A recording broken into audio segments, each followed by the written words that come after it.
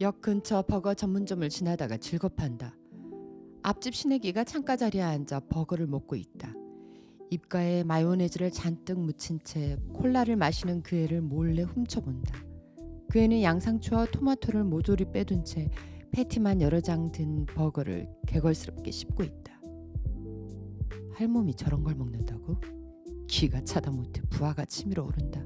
목구멍이 청와대라 밥은 꼭 고두밥으로, 차는 고춧가루가 섞이지 않은 담백한 것으로, 보양식이라도 비리고 누린 것은 질색하던 그 까다로운 늙은이가 버거를 먹는다고? 신애기가 버거 하나를 모조리 먹고 너겟을 소스에 야무지게 찍어 먹는 것까지 넋놓고 지켜본다.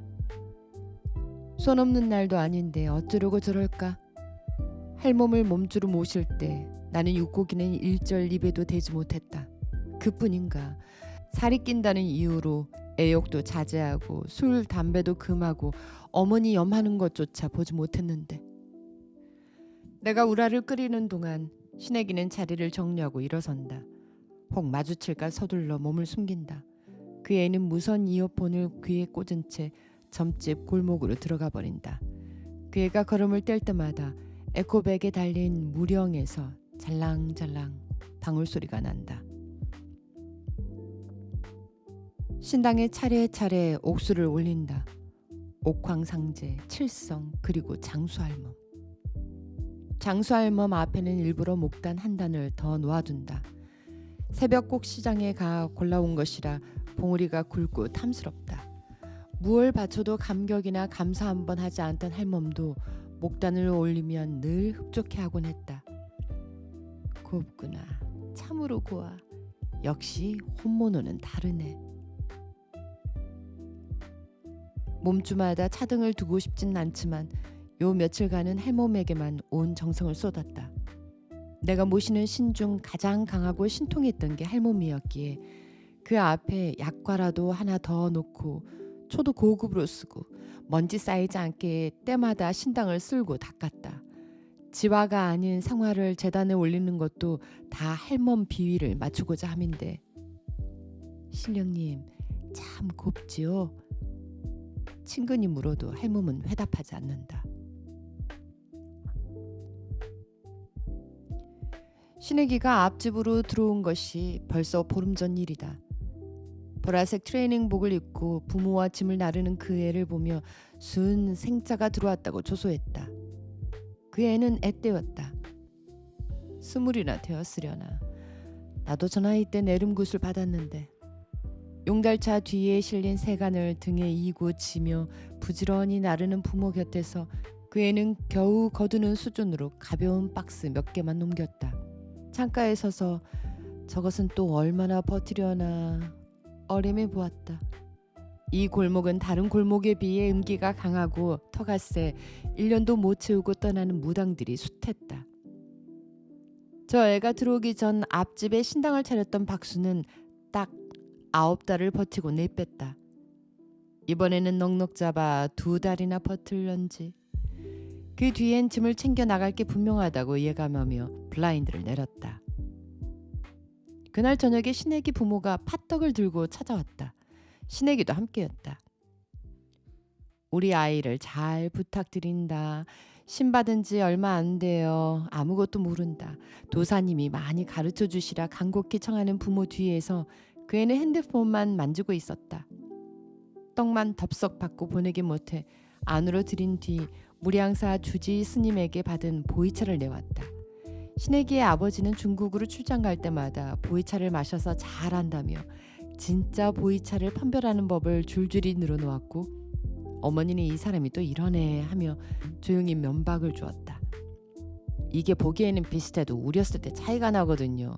가짜는요 마실 때 몸이 거부합니다. 역겨운 향도 나고요. 빛 좋은 게살구죠. 신애기는 제 아버지 이야기엔 관심도 기울이지 않은 채 핸드폰만 들여다보았다. 부부가 하나같이 쥐상에 큰 욕심 없이 수수한 면면이 꼭 닮아 있는데 반해 그 딸은 달랐다. 맹한 인상인데도 눈빛에 묘한 살기가 서려 있었다. 찻잎이 짙게 우려나는 동안 부부는 신당을 구경했다. 옥황상제와 칠성이 원석으로 그려진 탱화, 와불상과 백호를 품에 낀 장수할멈상이 나란히 장식된 제단을 그들은 이채롭다는 듯 둘러보았다. 신혜기의 아버지가 물었다. 도사님은 신받은 지 얼마나 되셨습니까? 올해로 30년 되었습니다. 30년. 신혜기를 바라보며 부부는 한숨을 쉬었다. 아득하겠지. 고교 시절부터 크고 작은 병치레를 달고 살던 것이 신병 때문이라는 걸 알았을 때 내 어머니도 딱 저런 얼굴이셨다. 평생 무당으로 살아야 한다는 점지를 받았을 때는 당신 탓이라 자책하며 오흡하셨고, 부부는 아이의 내력을 줄줄이 누려놓았다. 친외척을 통틀어 신내름 받은 이가 단 한 사람도 없는데 이 상황이 믿기지 않는다며. 저희 집이 원래 카톨릭 집안이에요. 한평생 무속을 미신으로 여겼는데 이걸 어떻게 받아들이겠습니까? 어떻게 믿겠어요. 우러난 차를 찻잔에 천천히 따르며 조언했다. 이런 일을 겪으면 다들 부정부터 하기 마련입니다. 다 내게 올 연이다 받아들이면 편합니다. 침울한 기색으로 차를 마시면서도 부부는 뒷맛이 좋다는 둥, 진짜 보이차는 이런 맛이 난다는 둥 칭찬 일상인 반면 신혜기는 차를 한 모금 마시더니 그대로 뱉어버렸다. 찌푸하게 마시나. 그 말에 나보다 그 부모가 더 당혹스러워하며 신혜기를 다그쳤다. 죄송해요. 우리 애가 원래 예의가 참 바른데 갑자기 왜 이러니? 도사님 앞에서. 괜찮습니다. 익숙지 않은 이들은 처음엔 다 쓰고 떨다고들 합니다. 이게 얼마나 비싼 차인지 모르고 버릇없기는. 속마음을 숨긴 채 신에게 앞에 놓인 잔을 비우고 뜨거운 물을 가득 채웠다. 근데 어쩌다 이리로 오시게 되었습니까? 이 골목은 터가 세서 다들 꺼리는데. 부부에게 한 질문을 신혜기가 중간에서 가르쳤다. 할멈이 점지해줬거든? 말이 짧아 적잖이 놀랬지만 아기 동자가 들어왔다고 여기며 너그러이 넘겼다. 내림굿 받은 지 얼마 안 된 무당에게는 예고 없이 신이 들어올 때도 있으니 어르듯 부드러운 말투로 나는 신혜기에게 말했다. 그렇습니까, 동자님? 신혜기는 시큰둥한 얼굴로 찻잔을 미리 쳤다. 동자님, 입 있으면 사탕이라도 드릴까요? 동자들이란 달콤한 것이라면 사족을 쓰지 못하는 법. 사탕이라도 물릴 요량으로 찬장을 여는데 등 뒤에서 웅얼대는 소리가 들려왔다. 장수할멈이 점지해줬어. 니놈 앞집에 들어가라고. 그것이 시작이었다. 얄궂은 악연의 시작. 혹 잘못 들은 건가 싶어 신혜기 쪽을 돌아보며 되물었다. 뭐라고 아셨습니까? 신혜기가 조소했다. 신발이 다 했다더니 진짠가 보네. 할멈이 나한테 온 줄도 모르고. 그 애는 살기 어린 눈으로 나를 똑바로 바라보며 말했다. 하기야 존나 흉내만 내는 놈이 뭘 알겠냐만.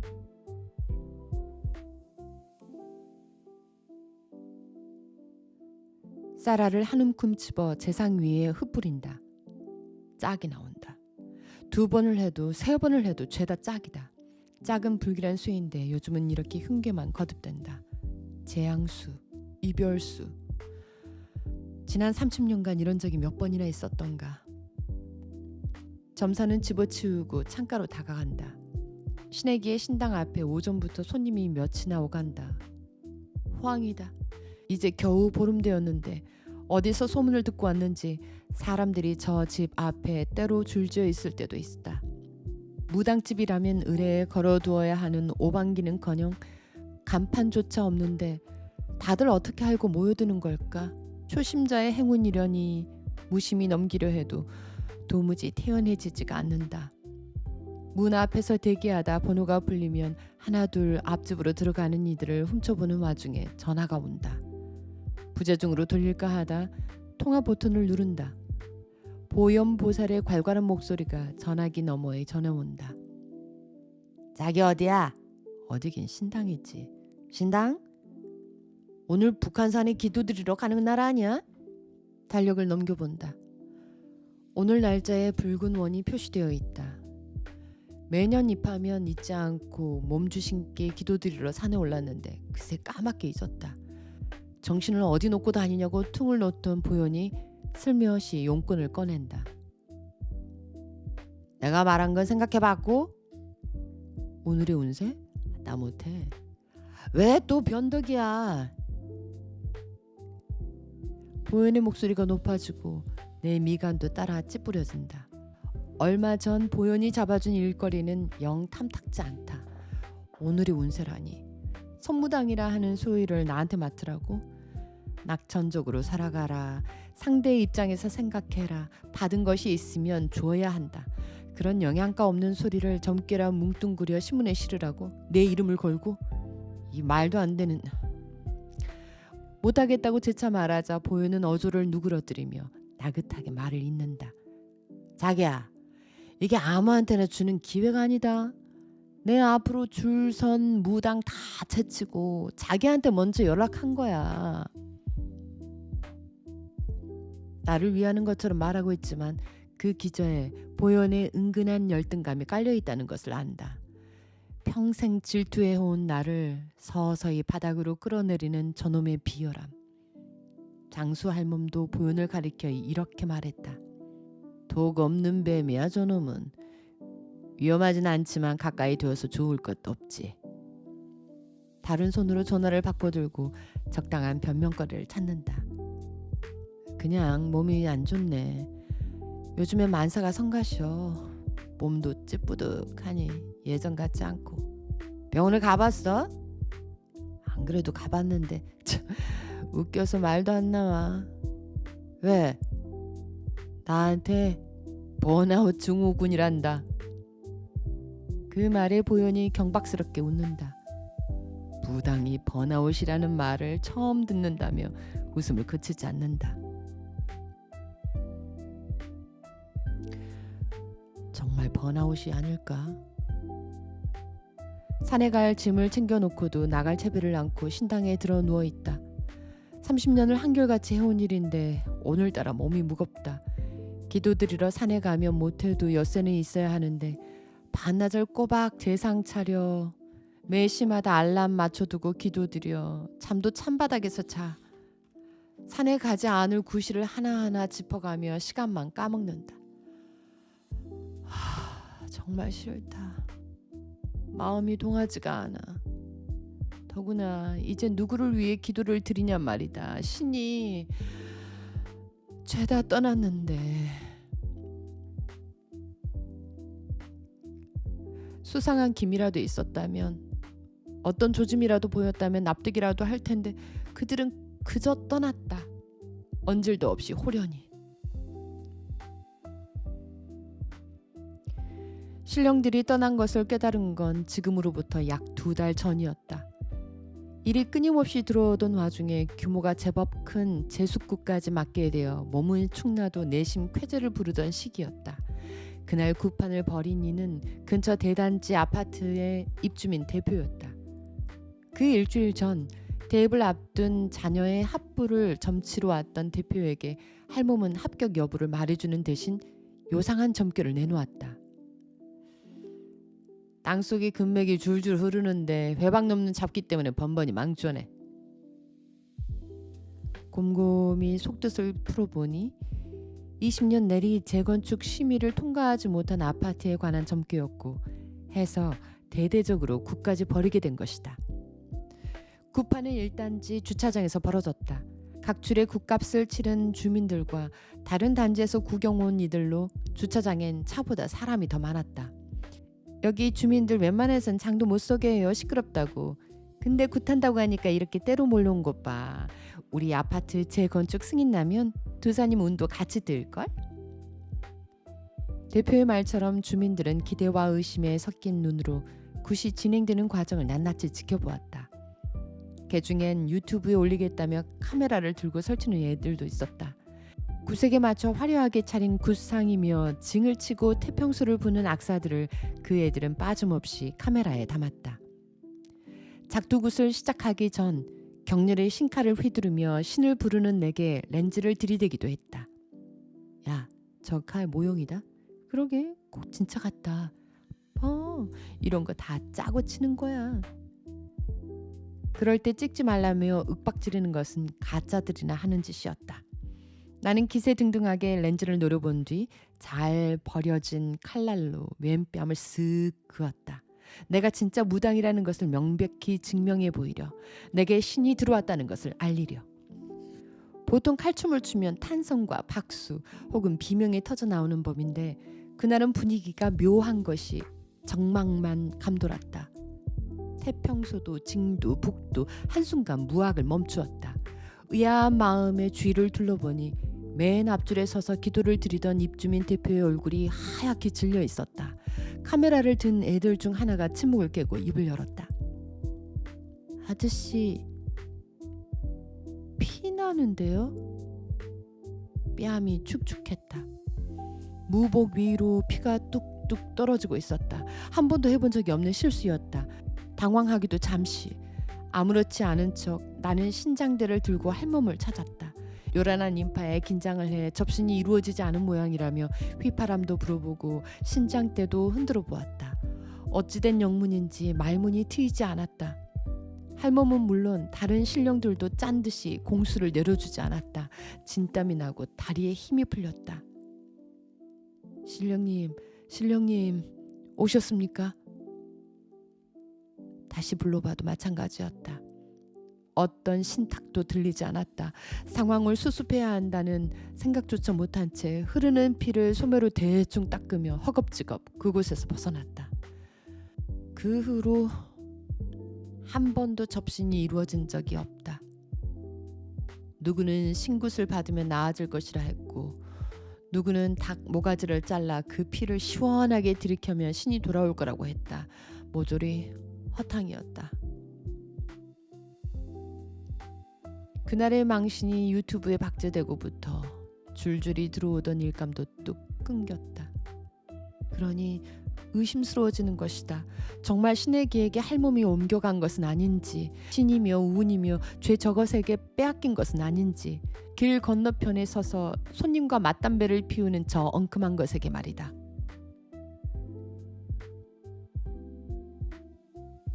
이가 빠지는 꿈을 꾸었다.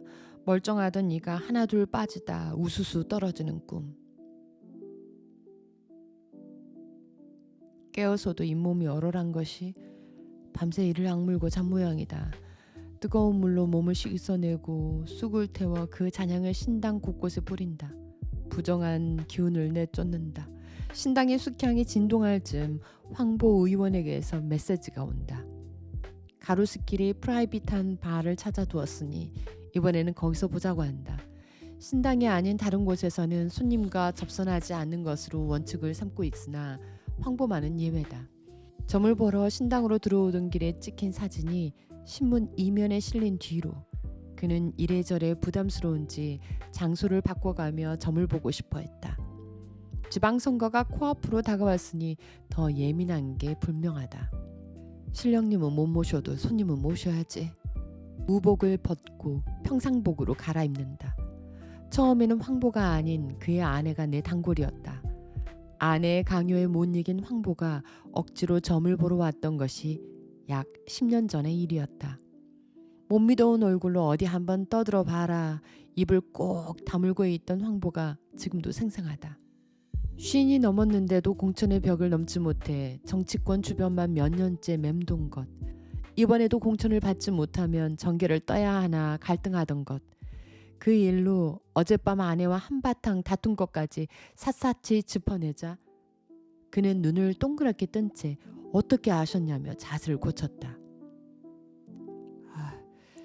제가 뭘 믿은 적은 없는데 저 오늘부터 도사님만 믿겠습니다. 황보는 티셔츠에 청바지 차림으로 바 구석 자리에 앉아 와인을 마시고 있다. 동생, 그가 나를 발견하고 손짓한다. 나이 차도 얼마 나지 않은데 밖에서만큼은 형 동생 사이로 막역히 지내자 먼저 제안한 건 황보였다. 형님, 황보의 어깨를 가볍게 감싼 뒤 그의 맞은편에 앉는다. 형님은 볼 때마다 젊어지시는 것 같아요. 몸도 탄탄하고 주름도 없고요. 아니야 나도 늙었지 이젠. 그는 얼마 전 보톡스를 맞는다며 눈가와 입가를 가리킨다. 젊게 보이려고 안다라는 다른 의원들을 손가락질하고 비웃던 혈기왕성한 시절도 있었는데 자신이 이렇게 될 줄 몰랐다고. 어리면 환대받고 늙으면 외면당해. 이 바닥에선 그래. 생전에 안 입던 청바지를 꺼내 입는 것도 그 때문이라고. 다음 주에는 눈썹 문신을 예약했다고 황보는 말한다. 어디 전개뿐이겠는가. 내가 몸담은 바닥에서도 나이 든 사람은 내쳐지는데. 생각하며 잘 숙성된 와인을 들이켠다. 황보가 의아하다는 얼굴로 나를 빤히 본다. 동생이 술을 다 마시네? 할머니가 싫어하신다고 생전에 입에도 안 대더니. 술을 뱉을 뻔하다가 겨우겨우 넘긴다. 할멈이 있을 땐 일절 삼가던 것들을 거리낌 없이 할 수 있게 되니 이런 실수까지 한다. 제 술 비슷한 거죠. 신령님도 가끔은 술을 드셔야 정신도 가벼워지고 영통하시고 그런 것 아니겠습니까? 다행히 황부는 더 캐묻지 않는다. 안주로 나온 치즈를 먹으며 그는 이번 선거에 대한 괴를 넌지시 묻는다. 돌려 말하기를 싫어하는 사람인 건 진즉에 알았지만 술도 오르지 않았는데 이렇게 급히 본심을 비친다는 게 새삼 놀랍다. 어때? 당선될 것 같다고 하시나 할머니가?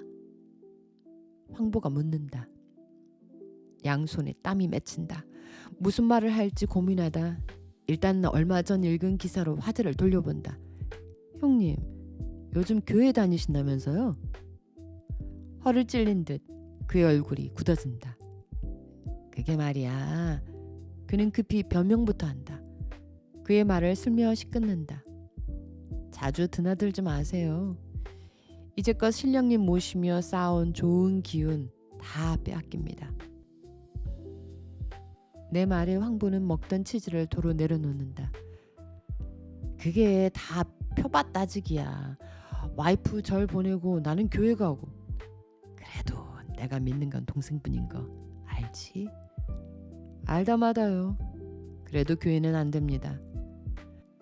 적당히 눈치며 챙겨온 쌀과 반을 테이블에 꺼내놓는다. 반 위에 쌀을 조금씩 흩뿌리고 나달 술을 헤아리는데 이런, 또 짝이 나온다. 다른 수도 아니고 하필 둘로 떨어진다. 불길한 수다. 내 표정을 살피며 황보는 조심스럽게 묻는다. 괴가 영 안 좋나? 아니요, 좋습니다. 일부러 없는 말을 지어낸다. 최대한 긍정적이고 이론적으로. 올해는 적장에 목을 벨 수가 들어와 있네요. 정말? 예, 연운이 좋아요. 황보의 입꼬리가 숨기지 못할 정도로 올라간다. 다만 눈치를 보다 넌지시 말끝을 흐린다. 팽팽히 당겨졌던 황보의 입꼬리가 천천히 내려간다. 왜? 또 뭐가 더 보여? 일부러 대답을 주저하며 그를 감질나게 만든다. 쌀알을 세며 말을 잇는다. 6월에 애군이 껴있네요. 그때가 형님한테 가장 중요한 시기일 텐데 때를 놓치면 기회는 한참 뒤에 나올 것 같고 이 액을 막으려면 굿을 해야 할 것 같은데 할멈이라면 뭐라고 했을까? 돈 좀 만져보겠다고 니세모노도 않는 몹쓸 짓을 한다고 욕이라도 내까리지 않았을까? 하지만 신도 떠나고 유튜브에 우스꽝스러운 영상까지 올라간 마당에 굿이라도 버려야 숨통이 트이겠는 걸 어쩌나. 당장 월세 낼 돈도 없어 현금 서비스를 받는 통에 이런 기회라도 잡지 못하면 내일이 까마득해지는 것을. 흩뿌린 쌀알을 모은 뒤 황보의 답을 기다린다. 이럴 때 군말을 보태면 다 된 일에 재뿌리는 격이므로 말은 최대한 아낀다. 마른 입술을 술로 죽이며 침묵을 지키던 황보가 입을 뗀다. 동생도 알다시피 내가 선골은 아니잖아. 줄이 있는 것도 아니고 여기까지 온 것도 다 우리. 다음 말은 안 들어도 알 것 같다. 다 우리 동생 덕이라고 하겠지. 당의 공천조차 받지 못했던 아웃사이더 시절부터 시장 선거를 앞둔 지금까지 이 남자의 업적이라 할 만한 것은 다 내 공이 들어가 있다. 군산에 있던 조상묘를 용인으로 옮기라 점지한 뒤 황보는 2번 연속 고배를 마신 구에서 국회의원으로 당선되었고 벼락 맞은 대추나무에 부적을 그려 집에 거려둔 뒤에는 당의 최고위원이 되었다. 그저 운이라고 단정짓기 어려운 횡보였으니 그가 나를 신뢰하는 것 아니겠는가. 황보의 말을 기다린다. 그는 말한다. 할머니 덕이지. 그 말에 맥이 빠진다. 할게. 굿보다 더한 것이라도 해야 한다면 해야지. 그가 잡고 싶은 동아줄은 나일까 할몸일까. 남은 와인을 들이켠다. 뒷맛이 쓰고 텁텁하다.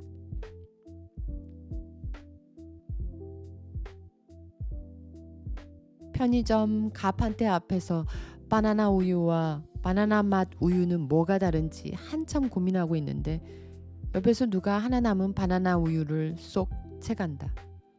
보라색 트레이닝복이 눈에 익더니 앞집 사는 신애기다. 별 수 없이 바나나 맛 우유를 집어들고 그 애와 앞뒤로 서서 계산을 한다. 가까이 살다 보니 이렇게 오가며 마주치는 일도 잦고 가끔은 듣고 싶지 않아도 그 집에서 나는 소리가 내 신당까지 전해질 때도 있다.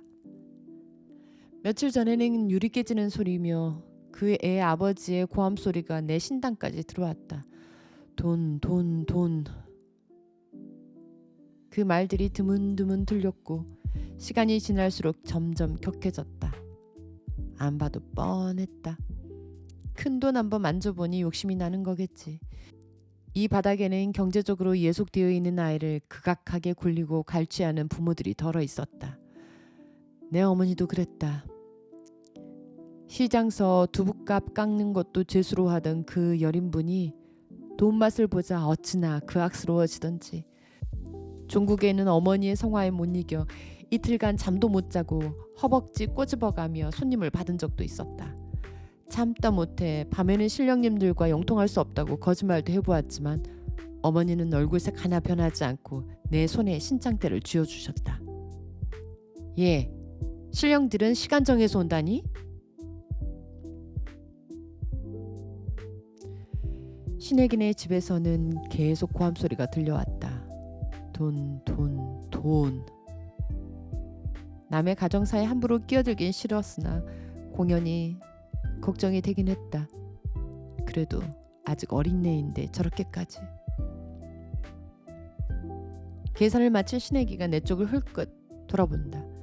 귀에 꽂은 이어폰에서 시끄러운 전자음이 새어나온다. 예상과 달리 그 애는 내게 고개를 숙여 인사한다. 멋쩍어 하면서도 나름의 예의를 차려서 안녕하세요. 어영부영 인사를 받는다. 주근깨 박힌 맑은 얼굴에 순 많은 머리를 고무줄로 질끈 묶은 그 애는 편의점에서 김밥과 라면을 먹는 여느 학생들과 다를 바 없어 보인다. 나를 노려보고 야유하며 말 같지도 않은 말을 뱉던 그날과는 판이하다. 정말 저것에게 할멈이 옮겨간 게 맞을까?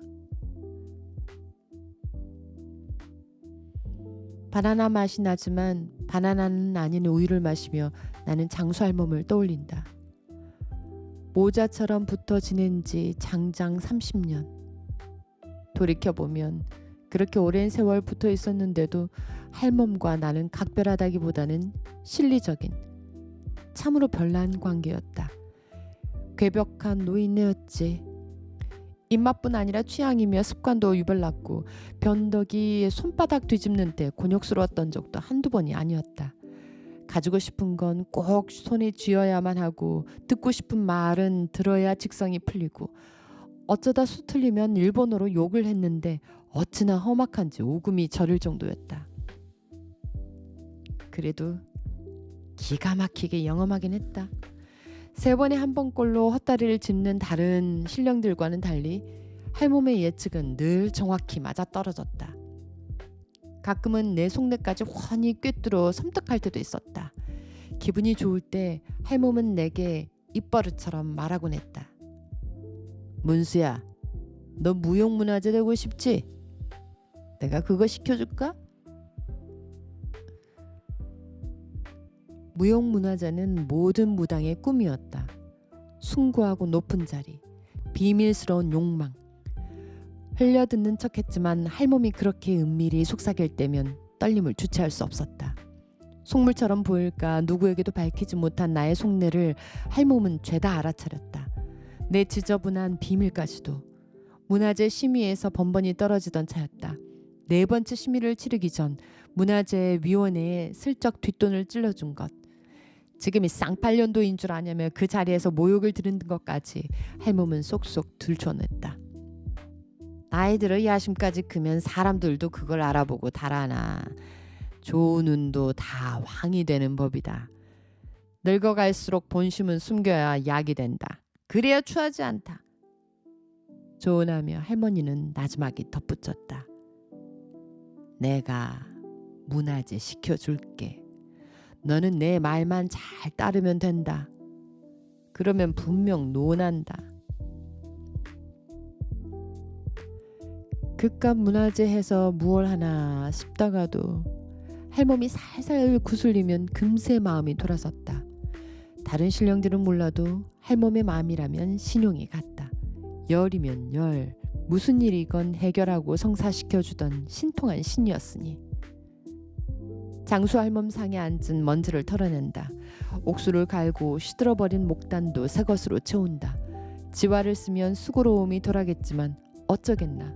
할멈이 생마만 좋아하는 걸, 혼모노라면 환장하는 걸. 이렇게라도 해서 그녀가 다시 돌아오길, 약속을 지켜주길 고대하며 줄기를 사선으로 잘라 화병에 넣는다. 오래오래 생기 있게 살아남기를 바라며.